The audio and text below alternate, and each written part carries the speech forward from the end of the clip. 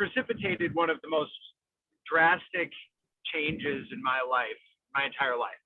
I had never considered entrepreneurship, and Mark, thank you for calling out the two startups that I am a part of. I am a CTO, co-founder of New Mix Materials, which is a company that produces an inorganic sorbent powder that pulls dissolved metal ions out of solution. That class was initiated in the New Venture Energy. That I've been advising groups in the New Venture Energy program for a number of years now. Then about 2 years ago, I was asked to join another small startup up in Wisconsin called METcovery, where we're focused primarily on recovering metal values from all sorts of different byproducts and waste products. And Northwestern gave me the perfect foundation for entrepreneurship, not just the classroom material, interaction with other students, alumni, fact, really opened eyes my mind to what's really important. Innovation doesn't typically end within your silo. Innovation typically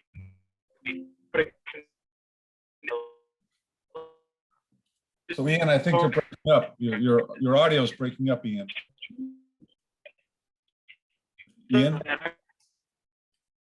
Ian, yeah, I think your audio is to the point where at least I can't hear you. So I think we'll move on to the next person. Maybe you can work on your audio.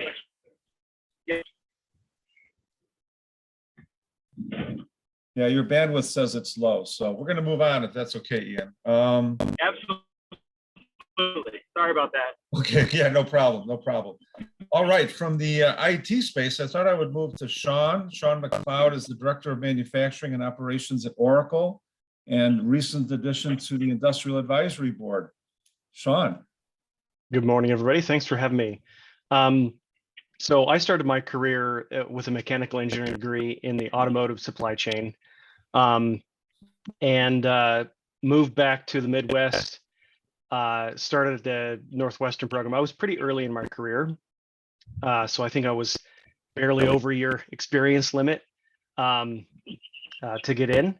But as an engineer, I looked around at the folks that were in business school. I also got a minor in business, and I thought to myself, I don't want these guys managing me. I want a technologist or an engineer, someone who has management experience. So I said, hey, that's going to be me. So after my Northwestern degree, I graduated back when we were still speculating on what the iPhone was going to look like, in 2007.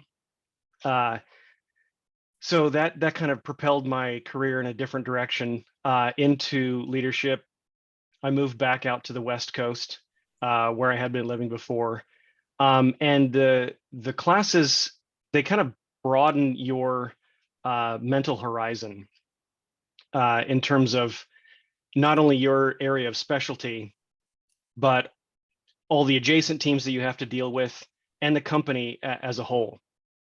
And then how that company is operating in the market and globally in terms of, energy prices, financial markets, the leadership of the team, how you're perceived as a corporate citizen. And you start to see connections. And when you have those ideas and those broader discussions with other people in your company, or when you're interviewing at a new company, they can really see, oh, this guy is not just plug him in this box and forget about him kind of thing.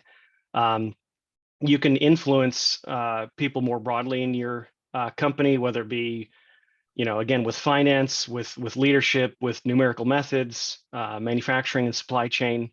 So I encourage everybody to take this time and really take advantage of, yes, you came into the program because you were exceptional, and you're going to be even more exceptional when you leave. So allow each of these classes to really broaden your horizons. Think of areas that you never thought of before. So like I said, I started my career in the automotive industry. I've served in industrial manufacturing, supply chain, aerospace, medical, and now for the last 12 years with Oracle and high tech. So every place I went, I applied these principles, and it doesn't really, for me at least, it didn't matter the industry specialization. Of course, you learn more and become more effective in your chosen industry, but allows you to hop around and serve a very unique purpose and provide value for those organizations, kind of regardless of what they're doing. All right, thank you, Sean. That was great. I was thinking we'd move on to Jim Martucci, because I know Jim's been with us as part of the IAB for a long time, an alum from many years back, and a recent retiree from Baxter. So you can give us kind of that longitudinal view of how MEM fit into your career over the long term. Jim. Yeah, thank you, Mark. Hope you guys can hear me well. Yeah, so I've always been in the medical device industry. I started out with a company called Cordis Corporation and pacemakers, and then moved to Baxter.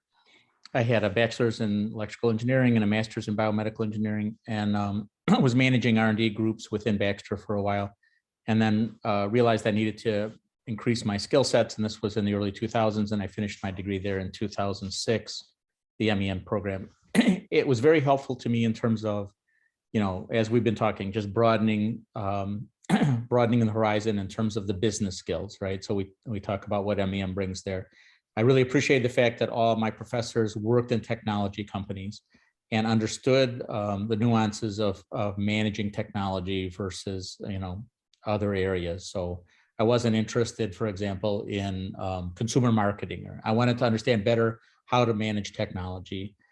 So between the MEM programs and the Kellogg programs Kellogg course I was able to take in that area, it really helped marketing, finance, entrepreneurship, all the various courses. And I know the program has advanced significantly since then, and brought other kinds of skills in, like analytics.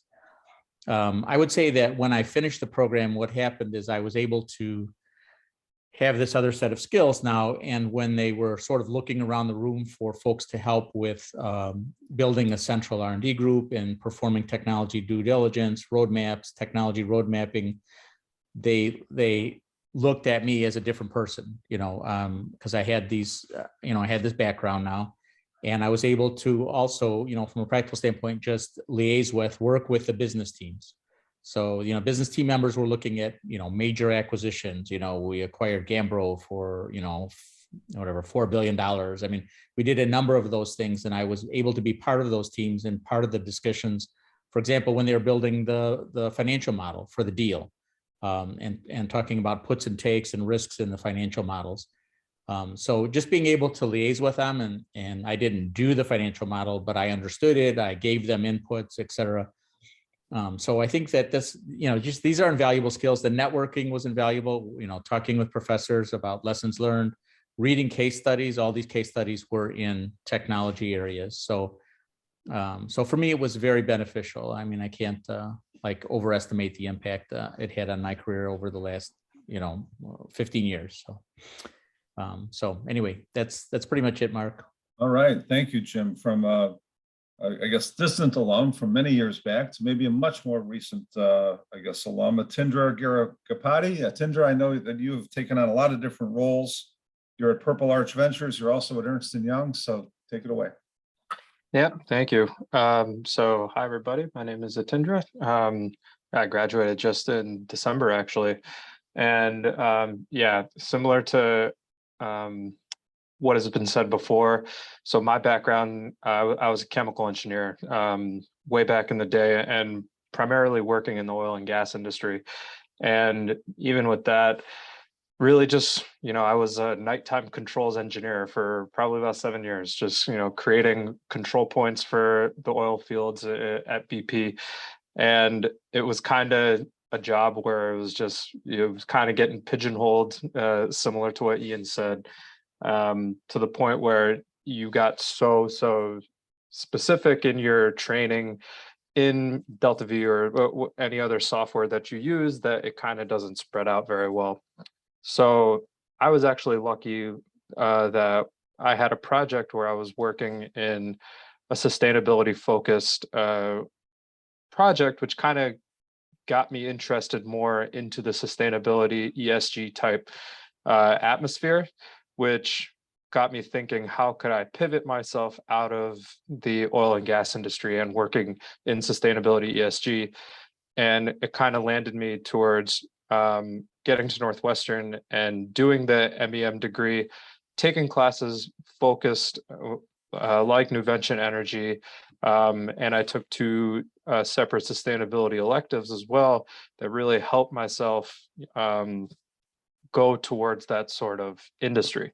And like Professor Werwath said, during my time at MEM, I was very lucky to meet my advisor at Nuvention Energy, who introduced me to somebody at Purple Arch Ventures, which is a venture firm that is run by all Northwestern alumni, and they have their focus is specifically within like deep tech. So venture capital is something that I've always been very interested in joining, and I do that almost as like a fellowship type atmosphere. I probably spend around like 10 hours a week doing it, and I've been doing it since I started it, and it's been a great experience. Similar to that, Northwestern and the people that I've met really connected me into getting into consulting, something I had absolutely no interest in beginning, but during the time that I was in the program, it really caught my interest because I could be providing, sustainability ESG services to different clients. And that's what I do today here at EY. So I do environmental health and safety advisory, specifically within like digital solutions for different chemical companies.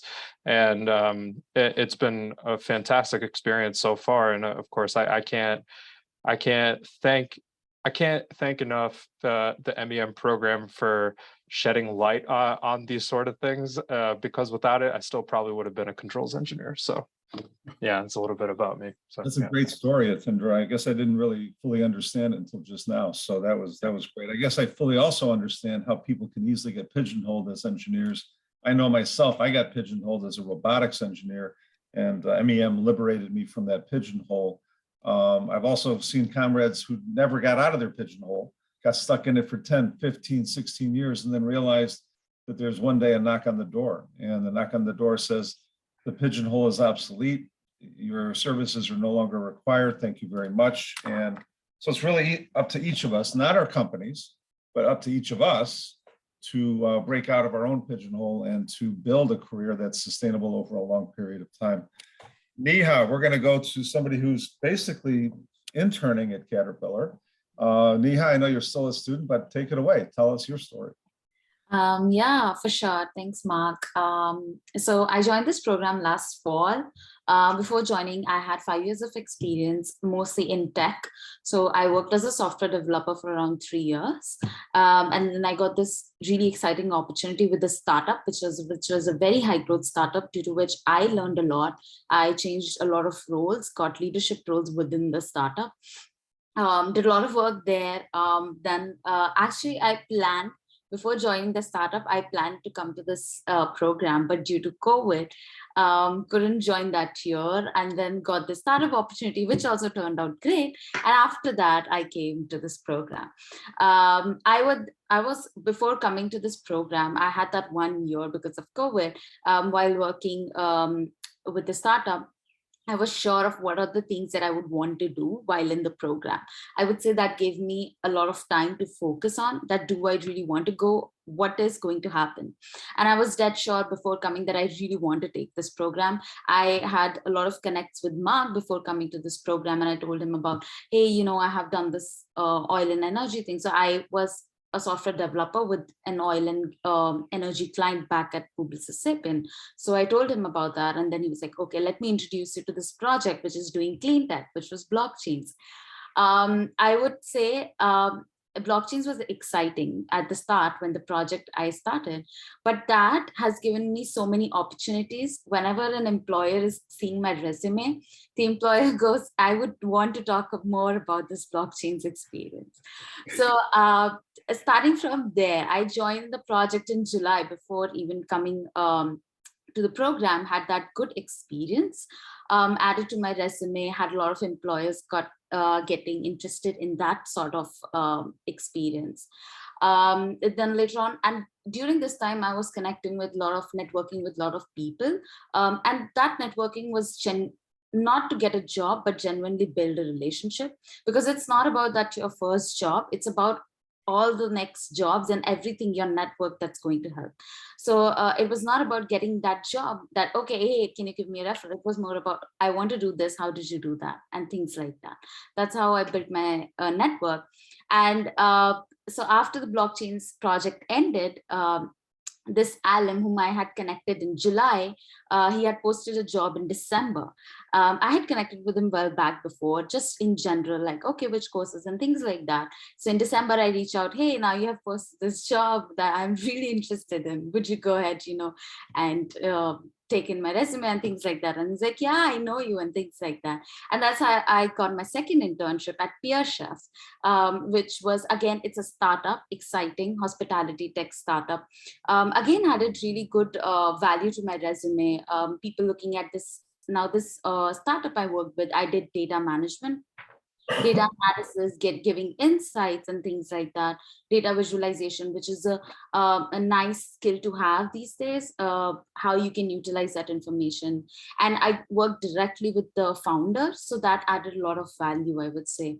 And then while I was working, I connected with Tony, who is in our industry advisory board of MEM. I just connected with him. Hey, I looked out at this role, program management, and I'm really interested in. And then that's how we got talking. And then now I am interning at CAT Digital, which is a tech program management role that I had reached out for. This role requires 10 years of experience, but because of Northwestern MEM and because of having a good experience, good leadership role before coming, and then also having all these experiences that added to my experiences, even though it requires 10 years, I still have a 5.5 years of experience. And they trusted me with the job, and now I'm interning there. Also to note that this role doesn't have any sort of internship, but I talked to them that, hey, I would really want this. Like, this is what I want to go in. And that's how I landed my internship. So this is my story. It's an interesting story, and your story, most of it was just the last 9 or 10 months. So it's pretty amazing. I counted 3 internships, probably dozens of connections, and a lot of it seemed to have started from that blockchain project, which came to us through a guy named Mark Johnson. Mark Johnson is our executive in residence, which is an interesting role. His job, so to speak, job in italics, is to work with our students pretty much on a regular basis, providing project opportunities, internships, job connections. Mark's claim to fame is basically a career spent in the energy field, specifically Schneider, and basically a lifetime's worth of connections that he brings to the program. So Mark, take it away. Yeah, thank you, Mark. And Neha is laughing when you were citing that crazy blockchains project we did, which was really fun. But yeah, I think the bottom line from everybody's talk is come to Northwestern and be coached and go through the tutelage of Dr. Mark Werwath, who's brilliant and the most fun, and you will experience success, right? Anybody can tell you that had experience in the MEM program. It's not a straight line. It's all about doing things that make absolutely no sense. They're outside your comfort zone. You have no experience, certainly Neha in blockchains, nor did any of us, right? But we succeeded. We tried it, we developed it, and with your technical expertise, which is one commonality we all have, is the technical expertise, you will overcome and be able to do any kind of techno-economic financial analysis or any kind of strategic fit. It all works together. So a lot of the rising tide is in the clean energy space, of course, is the Infrastructure Investment and Jobs Act, $1.2 trillion. They need technical support. They need technical expertise. So again, everybody at Northwestern MEM can participate because the money is there. And that's my job. I will dig up opportunities. Mark knows I'm working with Bosch on hydrogen for the students to study this fall. I'm also working, Mark, I haven't told you, with a company called Core States Energy, which is like a couple $100 million engineer, procure, construct company to do EV charging stations because the government's funding 500,000 of them. So all of these experiences, they may just be a strange invitation to come to the university club for lunch, right, Neha? Weird, Atindra, same thing, let's have lunch in one of the school classrooms, and then it just expands. So teaming, partnering, just putting yourself into an uncomfortable position is really the way to succeed. So thank you for the opportunity. Right. Thank you, Mark. And to a large extent, he's pretty much described my job description as well. I make you uncomfortable, not just in putting you in strange situations with new technologies, but also in front of new companies and new potential networking partners, as well as new topics and new courses that in many cases don't exist anywhere else. So I'd like to move on, if I can, to Steve Niedzielinski. I know Steve is currently a senior consultant at Deloitte. I think you're also one of our few chemical engineers that have gone on to great things. Steve. I appreciate that, Mark. So pretty actually similar story to Atandra here. So I'm still a current student. I'm a part-time student, and I always thought I would explore my job opportunities after the program. And then about January, February or so, I was taking our marketing and managerial analytics class. Really enjoyed them. I got to know a lot of my classmates better. A lot of my classmates are really interested in product management in various spaces. And, at that point, I pretty much decided I was a chemical engineer working in the industrial gas industry. I decided I didn't want to build air plants the rest of my life. And so I decided to really see what was out there. Notice that Deloitte has a group of about 50 or so engineers just focused on capital projects delivery. And so I was able to network with a couple of those folks. And I just started about a month ago, again, in the midst of our program. And one of the areas I'm focusing on is the technology enablement space. And so we see that, especially the construction industry, this is a really growth area as a lot of companies start to become digitalized in the field. And so those are sort of projects that I'm getting onboarded to right now. And so, the short of it is, don't wait. Again, there's a lot of opportunities while you're in the program, again, to network constantly, because you never know kind of when you're least expecting it, something, really special will come up. And so that's my story so far. I've got some great stories behind that too, Steve. I remember going to the football game, introducing two alum, and one alum winds up hiring the other as a result of that introduction. So you never know. It can be a football game, it can be a luncheon, it can be a classroom setting, it can be even in, God forbid, an office like mine. So it could be a panel discussion. Neha, if you ever want to join Oracle, give me a call. Anybody else? There you go. Thank you. I'll reach out to you. Sean's told me a lot of great things about Oracle. I mean, Oracle is one of those brands that everybody knows and everybody understands pretty much worldwide. Caterpillar, on the other hand, being kind of heavy equipment, right? May not be that well known outside of the US. I would say #1 manufacturing company, but that's how I say. It's #1. Sorry, okay. All right. But still, I don't get too many incoming students say, I want to work for Caterpillar, because frankly, it's not really a traditional IT, but IT and information is permeating every industry, right? And that digital transformation issue that we're going to start wrapping classes around starting this year is impacting every industry, whether it's transportation. I mean, my automobile now is connected to my cell phone. So my smartphone is literally controlling my car, right? So what industry isn't going to be impacted by digital transformation? Oracle is at the tip of that spear, right? Going on, and believe it or not, we still have more panelists, so I hope we can pick it up here. Raj Shekhar. Raj was one of my TAs, fantastic student, now working at MathWorks in Boston. And Raj, you've got a great story to tell as well. Hey, thanks, Mark. Thank you for the introduction. Good afternoon, all. So I'm a recent grad now, joined last fall, 2021, and passed out in this June, 2022.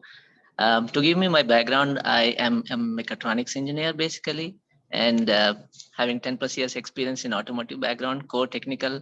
As we all discussed, I was kind of pigeonholed, working in product development, product integration, product management, vehicle architecture, very specific to automotive industry. So it's like, I was just thinking okay, is it this time to transition to a new role? Because every kind of, background I was working in, every field, it was more core into mechatronics, mechanical engineering, vehicle engineering, automotive. So hardcore mechanical engineering, that's the single word I would say myself. So I was looking for a program just to transition myself and see and broaden the horizon, which we just discussed. And I would say MEM was one of the programs which really ticked all the boxes. And over and above that, Mark, wonderful professor and faculty. So I was in doubt when I was kind of, considering this opportunity. I just gave him a couple of mails and then he responded quickly. We had a couple of talks and then I was in. So even I deferred for a year because of COVID, and Mark gave me this special opportunity to join in after a year. So I was very fortunate to kind of take that opportunity. And during this discussion, even before I joined the program, I was just talking to him, can I take in additional responsibilities? And then he just connected me a couple of professors, and then I picked up luckily in one of the Department of Energy Transportation sectors, and also DAE ARPA project, which was really helpful. And I'll kind of connect you back that was the foundation of getting this job at MathWorks. Going forward, I'll just connect you how did that happen. But yeah, the program really helps in terms of broadening your horizon. When I say that, the reason being, you can pick up a lot of case studies, the networking, the kind of, brand name, it all speaks very well for that. So what has happened is when I kind of joined this ARPA project, I was working with, one of the professors in mechanical engineering. So I was working on this project, and then fortunately I met one of the, the business development guys in MathWorks, and they started casually talking with them. And then that kind of connection gave me to a different reference. And that reference kind of landed me to one of my old friends, which I was working there back in Tata. And then he kind of, gave me a referral that, hey, there are a couple of opportunities at Natick. Why don't you consider? And then he gave me a referral. And then that's how kind of landed me post my graduation in June to join here at MathWorks. So essentially, if this program you see here, it offers, like I joined here as a senior program manager, requesting 15 plus years of experience, and that too in software development domain. And as I kind of mentioned you that I'm basically a mechanical engineer. So the question came in that, can you transition between cross industries? And then of course, MEM Northwestern, the brand name itself was sufficient. And then a couple of courses which I picked up, which was data science, manager analytics in my coursework, which really helped me in kind of transitioning to the software programming role. So I guess, these courses which I took, and the kind of brand name and MEM, of course, gave me the confidence to kind of transition from a mechanical engineering role to a software program management role. So I think these are the highlights of an MEM, and I don't want to stress much more that the coursework, what you select, the kind of TAs, the kind of networking, what you take, all these kind of lays the foundation in transitioning to the roles which you're looking in. Really appreciate, and then thank you for this opportunity, Mark. This was, I would say, one of the career highlights, and then really enjoyed this opportunity and journey throughout this 9 months of the journey. Though it was very quick for me, but yeah, really enjoyed the journey. Thank you for this opportunity. Well, Raj, we all looked up to you, and the students really appreciate what you did for them throughout the year, and I do as well for the work you've done in my classes as a TA and as a grader. So thank you again. You've done a great job. We do have with us, I understand, the chair or former chair of the MEM SAB, Asghar Ali. Asghar has recently taken on a job or a role, pretty senior role at Google. So maybe you want to talk about that, Asghar? Yeah, good morning, everyone, and good morning, Professor Mark. Thank you for the opportunity. So yeah, I recently joined this week, Monday, as a technical program manager at Google. So MEM has helped me in a way. It provided me all the insights that is required for the interviewing of this role, as well as it aligned with the background that I come from, which is in electronics and communication engineering, and also cyber laws and cyber forensics. So the networking that happened at Northwestern was the main thing which helped me at least get an interview call, I would say. So there was this student in Kellogg who took class with me for product management, and he referred me as well. And along with that, like I had some referrals from India as well. So eventually, once I got the interview, I realized that like most of the questions that are asked in the interviews can be directly correlated to your experience firstly, and secondly whatever has been taught in the courses. Like I heavily used courses like decision tools, and then marketing that was taught, and then social network analysis, and also the product management concepts that have been taught so heavily in my interviews. Like I use the frameworks, and that Google helps you in providing all the material that is required for preparation if you clear the initial round. So you will see that like apart from the technical stuff, most of the questions are very open-ended. Like they ask you to say design a data center to do something, or like say Google Pay is working online and you need to replace the servers. So how will you be doing it without affecting the customers there?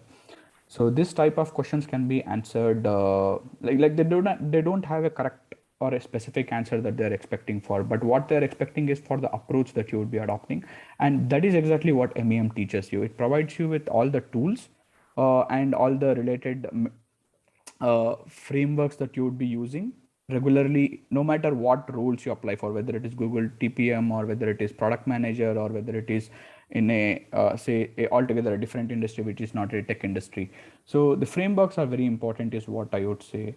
So having said that, apart from the academics and other like extracurricular activities, like Northwestern also provides an ecosystem for you to like have a life outside academics, and that equally is important in Google interviews. Like we have something called as Googliness, which is measured in your interviews, and this is a very intangible stuff, and you can't say this is what exactly it is, but what it refers to is what makes you unique, and this is something which you can leverage like at Northwestern, because there are so many opportunities across the entire spectrum of different schools that you can take up anything that you are interested in and then pursue it. So it could be music, it could be arts, it could be say gaming, or it could be something else. So it doesn't matter what background it is, but make sure that like you do something different, and that is exactly what they check you in the interviews. So having said that, it was a very fruitful experience in the last 9 months, and I initially planned for 15-month program, but I realized that there might be an offer around the corner, and I decided to graduate within 9 months. So I think this is my quick background about how I got it in Google. And currently I'm in a team called Google Enterprise Network. So this is a role which involves both software and hardware. And like I did not expect to get such a critical role in the very initial stages, but when I got to know what my work would be, then I realized, okay, this is like kind of very impactful and really very critical stuff. So in this role, I would be managing the whole Google Enterprise Network, along with my other team members, of course, across the entire world. Like the network includes connecting the whole Google, whether it is CEO that is operating at the top, or like whether it is the interns who are newly joining, or any other like external vendors or stakeholders who are there. Everyone who wants connection to the network of Google goes to this team, and like all the product development, everything happens on this network. So we ensure that this network is up and running, and and once we give clearance, it goes to a global Google global network on which you could do the search, and then like YouTube and all those whatnot, all the Google products. So it's a pretty critical role in maintaining the whole organization up and running. So yeah, this is about me. So if you have any questions, please feel free to shoot. So I no doubt you've taken on a substantial role with significant responsibility, and I'm not surprised you did the same thing here inside of MEM. You stepped forward to help run the SAB, and we are eternally grateful. Your peers voted you in, right, amongst other peers. So you did a great job just impressing them to begin with, and then also managing the SAB to a very successful year. So thank you again. Yeah. Thank you, Professor. And it was all the support of my peers and the SAB chair, like members as well. So, and coming to your CAT, the comment that you made on CAT, I would like to beg to differ there. Like Caterpillar is a very well-known company in India. Is so it? Okay, yeah, it's really big. Like I know my friends who are working there, and like early on they were expecting to get a roles there. So okay, well, I didn't mean to insult Caterpillar or anybody that works there. I apologize. I just assumed it was not that was well known outside of Chicago, but Caterpillar's headquarters have been in Illinois for a long time. So oh, that's nice. Yeah, I mean, not necessarily Chicago. They were normally in, I believe, Peoria, but now we're seeing them moving to Texas, which I guess is a little surprising, but I guess you would know something about that, Asgar. Yeah, back, yeah, I don't know about the moving to Texas part, but back in India, like Caterpillar is known for designing all the like the heavy designing for the machinery that happens in the offices in like in Bangalore as well. Like there is a tech design center which does that.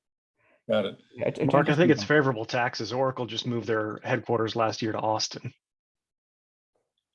Yeah, I'm amazed at how many companies are going to Texas. I'm a little bit amazed too that yes, it is for tax reasons and also for labor law reasons and a whole bunch of other reasons. But you know, there are some other issues. Power is one of them, as well as water. So you know, you have to balance these things out. But in general, yeah, Texas seems to be a very favorable place to do business. I think Raj, you had some points you wanted to make.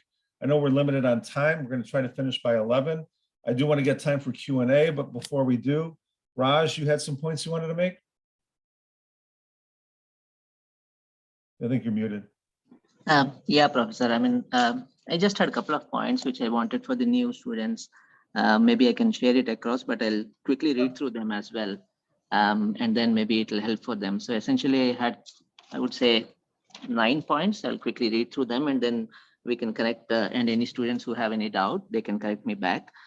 So I'll just start with them. So essentially what I wanted to compile here is any new student who is joining in, I think they should decide and plan their coursework well early in fall quarter for the entire degree to have an idea on each quarter, what they want to do. I think that is one thing which they should consider. They should definitely talk to people, professors, and also introspect and decide which industry they want to and which roles they are targeting once they kind of join the MEM program. Because once they have this clarity, it really helps them in putting all the pieces together and then kind of, planning in the next 6 or 9 months or 12 months where they are trying to target in for. And then essentially, if they are looking for jobs or internship, I think they should better apply and then kind of, target by fall quarter end to have a good chance of their application to be kind of reviewed and then get a fair chance. So that is one thing which I definitely wanted to stress upon.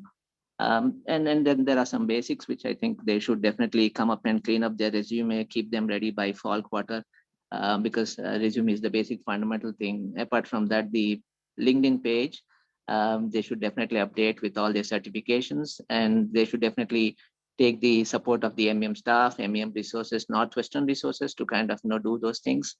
And then try to take more course load, I would say early in the quarters, because as you kind of progress towards the quarters, they can have less workload at the later point of time so that they can focus more on the job search, most probably in spring or next fall if they are kind of targeting. Fall and winters are the 2 quarters which I would stress upon that they should kind of strategize and see where they want to, because that will impact in the next coming quarters which they have. They should also decide well in advance whether they are targeting for internships or full-time jobs, because accordingly their strategy will place. And then, for example, if they are targeting internships, all the internships, if I see the applications kind of close down somewhere in Jan or Feb, and then the recruitment and joining happens in June. So that's the kind of a time frame which they should target in. And essentially, if they are looking for full-time jobs, I guess they should the application starts somewhere in Feb or March for the June, and then later point of time. It's like a 6 months planning here and there if they're targeting for the June.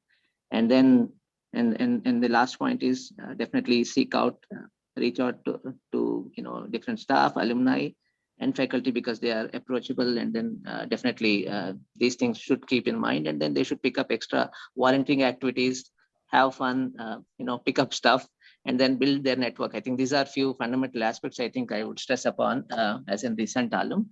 But yeah, those are the points which I wanted to stress upon, Mark, which really helped me in kind of transitioning this journey from a graduate student to a full-time job. So that's having it. A strong updated resume, having a strong LinkedIn profile that's very clear about all of your skills, capabilities, certifications, right? All your experience. Join the Northwestern Alumni Network, right? And start leveraging that. You can reach out to individuals. You can use the search function to find alum who work in different companies and industry. And the same thing applies to LinkedIn. You can actually upgrade to the premium package, but I've seen people use LinkedIn's base package to very great effect. In other words, search out people, use the search function, use the reach out capability to, individually message these folks, and then try to set up what I would call an informational interview or just some sort of informal discussion and explore opportunities. Initially be open, right, until you're ready to start converging. So divergent before convergent, right? And that will be a theme throughout most of MEM, whether you're brainstorming a project plan or you're brainstorming a roadmap. You try to be open to as many opportunities before you start culling those opportunities down. If you start too narrow, I've seen too many people stumble for a long time being too narrowly focused, right? Product management at Amazon. Well, that's great, but 1,000 people might want 5 jobs. And would you rather be competing with 1,000 people or 100 people or 10, right? That can be the difference, I guess. I believe I also overlooked Raghu. So Raghu, I know you're out there. Did you want to say a few words? I know you're a current day student. Yeah, hi, Mark. First, I'm sorry I can't get my camera, some security issue that I don't know what's happening. I've been trying to fix it. Congratulations to all the people that have made it so far. This program is uniquely placed at the intersection of technology and business, and it's true for me as well. I come with 10 years of experience. I was looking for a program that blends engineering and business, and I came across this program. And this program is a wonderful inflection point in your career to make sure you can keep in tune with technology and the digital transformation that's happening across industries. And I think most of my peers have covered it really well. So I'll give it up for Q&A because we are also short on time. I want to be respectful for those folks who have joined. We want to go ahead and answer as many questions as you can. All right, Raghu, thank you. And thank you all of our panelists. If I missed any of you, just let me know and I'll be glad to turn over the mic to you. Otherwise, I'm open to Q&A. We've got a little under 14 minutes. So any kind of questions from the audience, either through chat or verbal? If not, I can start asking some questions. And I guess this can be a kind of an open question, kind of a jump ball, but I guess who would have done anything different in their career, knowing what you know now? Is there something that you would have done differently to either help you progress faster, further, or maybe even slower in some cases, right? Any regrets or changes, anything people would do differently? Raj? Maybe I'll take that. Yeah, so I would say just slow down because for me, I just passed out in 9 months. It was like a breeze. So there are a lot of opportunities here and a lot of clubs to kind of participate, build more networks and connections. So things can change pretty quickly, I understand, but I would say if I spent 15 months, maybe I could have more meaningful connections, maybe could have enjoyed much of MEM much more at a more slower pace, I would say. But it also boils down to in which kind of career journey you are in, at what point you are trying to join in MEM. So it all matters. A lot of your personal directions, your personal priorities do kind of change the selection between 9, 12, or 15. But if time gives me a chance again, I will definitely want to slow down, experience it more at a much slower pace. But yeah, so that's the only thing which I could recollect. But otherwise, whatever 9 months I had, so it's a lifetime opportunity. I will definitely cherish going forward as well. So yeah, you can always come back. Our doors are always open. You can always come back, audit a class, be a guest speaker, listen in, just even mingle with our students. We have our football game, we have our networking dinner, and we're pretty much going to continue those traditions going forward. Sean, I think you turned your mic off. That means you might want to say something. I was just ready to jump in. Yeah, the MEM program was fantastic, amazingly stimulating. I wish it could last longer. Like Raj, it's just fantastic. Life is complex, and you make choices for a lot of different decisions. Could be personal, family, whatever. The MEM program will never cease to provide value, even 15, 20 years on. And here we are back supporting the program as panelists here. I don't want to second guess anything that's happened in the past, Mark. So sorry, I can't answer your question directly. But there is a lot of networking opportunities. Don't minimize that. I know several MEM alum that work at Oracle. Utilize that network. Right after graduation, I think it was the next day, I moved out of town and I kind of missed out on that sort of local Chicago network. But I mean, we're now more remote and connected, virtually than we ever were before. So I don't think that will hurt anything if you decide to move on, but just stay close to people.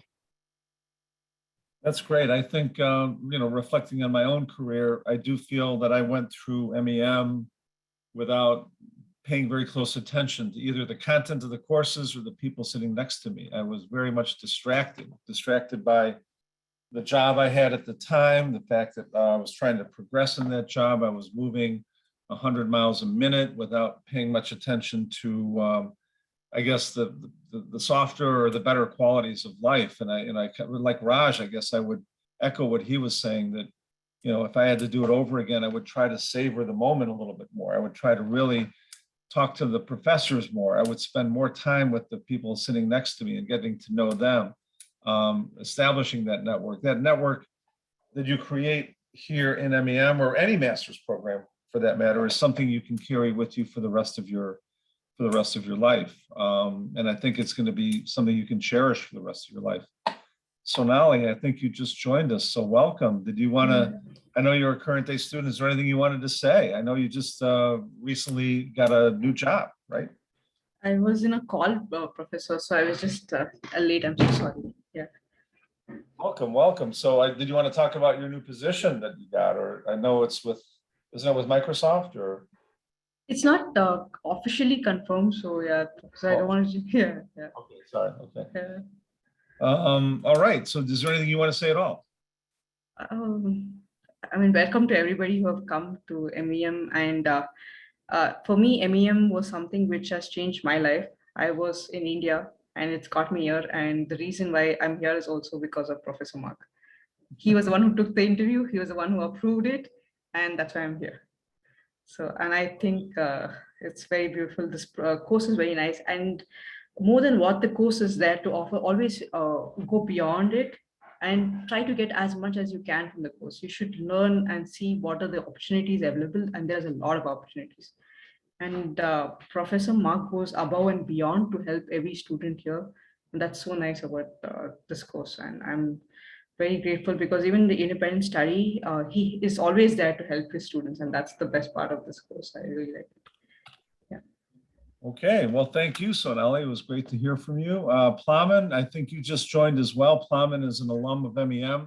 One of the few alum that, as I recall, went on to get a PhD in computer science, let alone any kind of PhD at all. There's probably one out of 100, maybe 1 out of 200 MEM alum that have gone on to get a PhD. He's also started teaching for MEM as well as teaching for U of I. So maybe you want to say a few words, Plamen. I know you also recently got promoted. Yeah, well, first of all, hello everyone. Again, congrats for making the choice to join the MEM program. My history with MEM goes back 25 years, I think. I think it predates Mark, right? Or I don't know. I was there. I started teaching in 2001, so I think you're before that, right?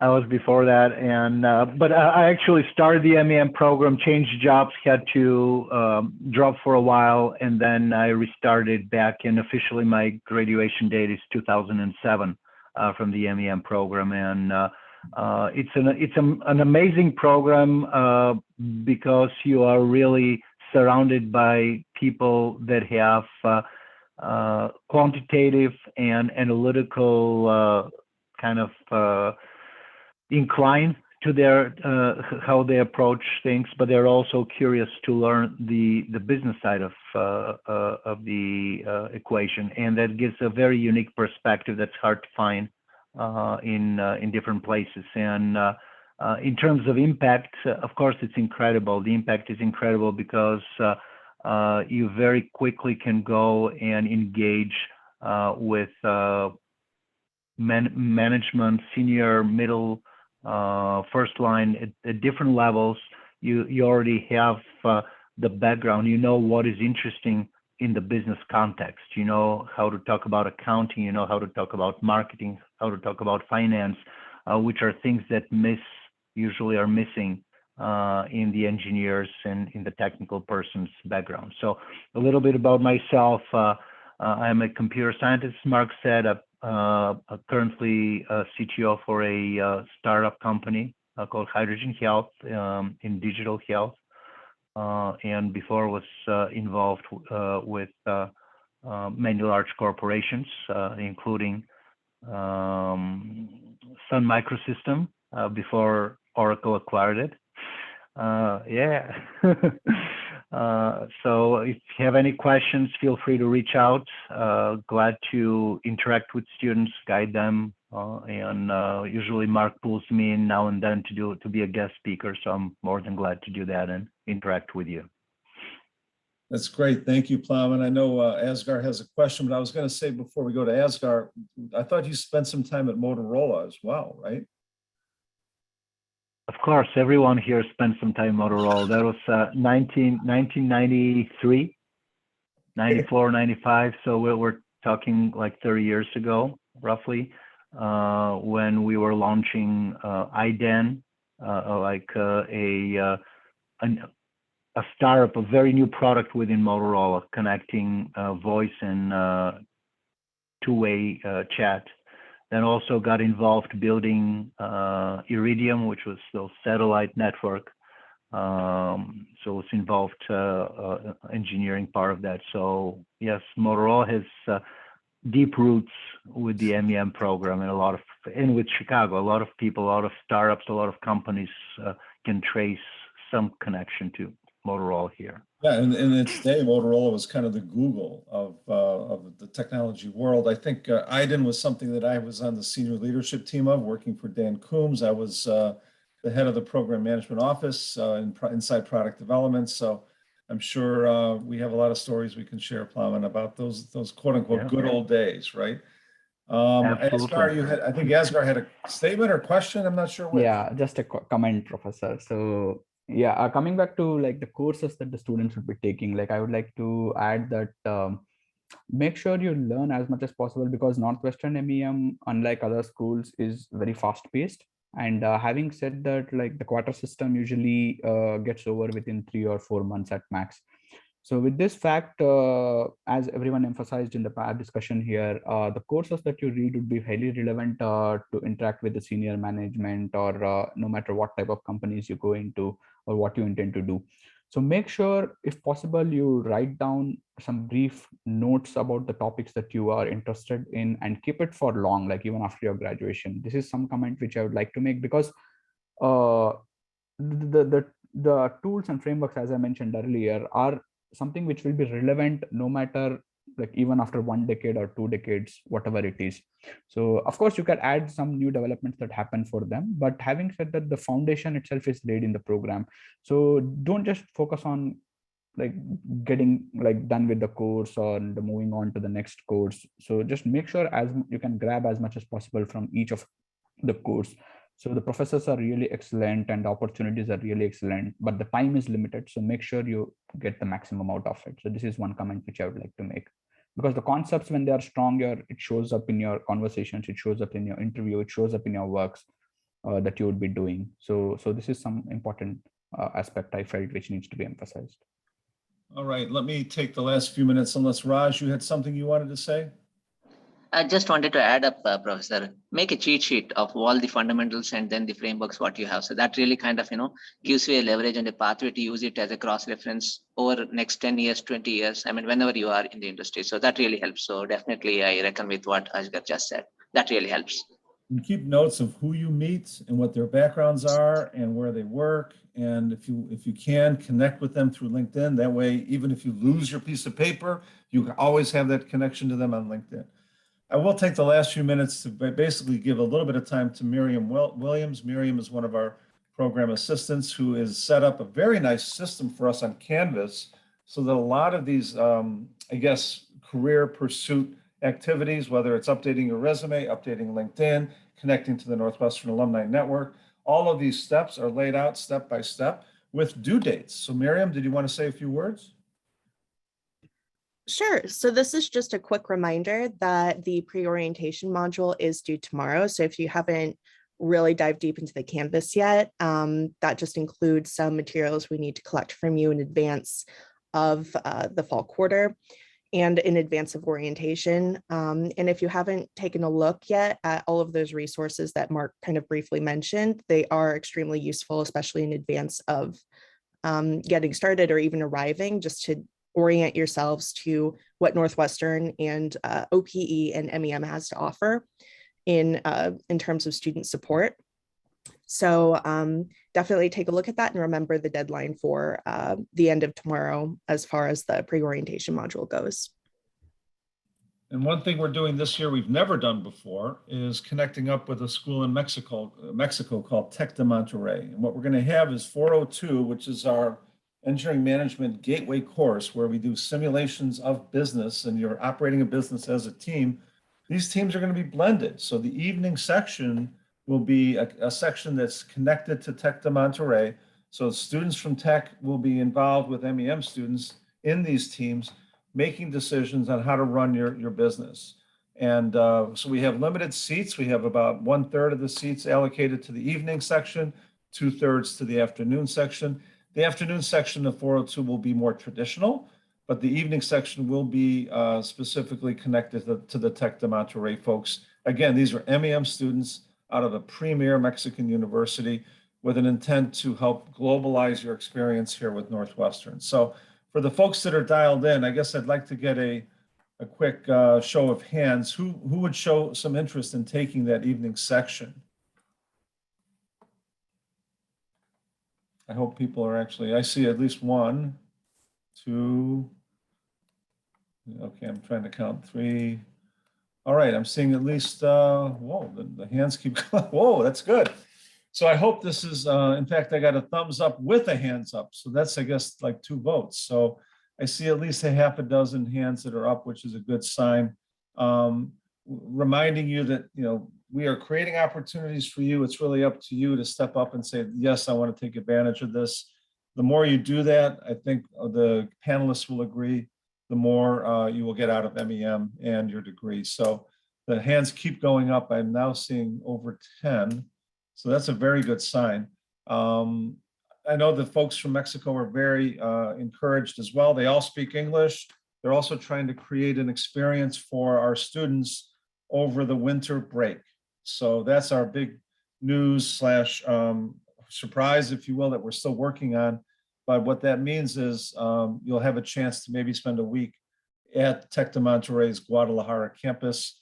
Unfortunately, it is at extra expense, but it should be a very rich experience for you, for those who choose as an option, as a extracurricular activity to spend that week on their campus, as opposed to shoveling snow in Chicago. So with that, if there aren't any other questions, I know it's 11 o'clock. I want to thank you all for participating. Thank you all for dialing in. If you have any comments or questions, feel free to send them to me by email. With the panelists' permission, I will post your email addresses. If people that want to follow up with you, they can send an email to you unless you object or you have a different email, let me know. And I will post that probably by the end of the night. Sean, thank you for your thumbs up. Any other comments before we drop? All right, with that, I guess I've got 4 applause, I guess, 1 thumbs up. So thank you all for coming. It's 11:03, so I think I was able to keep the time. This recording will be made available through Canvas, so we'll be able to rerun this anytime you need to. Thanks again for participating. Take care. Thank you, Professor Mark. Thank you. Thank you. Bye-bye. Okay. Thank you. Thank you, Sonali. Thank you. Thank you. All right, we've had some good attendance here. Shreya, did you have your hand up? Thank you, Professor. Okay, thank you. Hi, Professor. Sorry, that was actually for the Mexico course that you were talking of. So I had raised my hand for that. Okay, so you look forward to taking that section, the evening section. Yes, I think that's an amazing opportunity to build a stronger network. Of course, just think of all those companies that are now in Mexico that ironically used to be in the United States. Yes, that's true. All right, so I will see you in the fall. Take care. Thank you, Professor. Take care. Thank you. Take care. Bye-bye.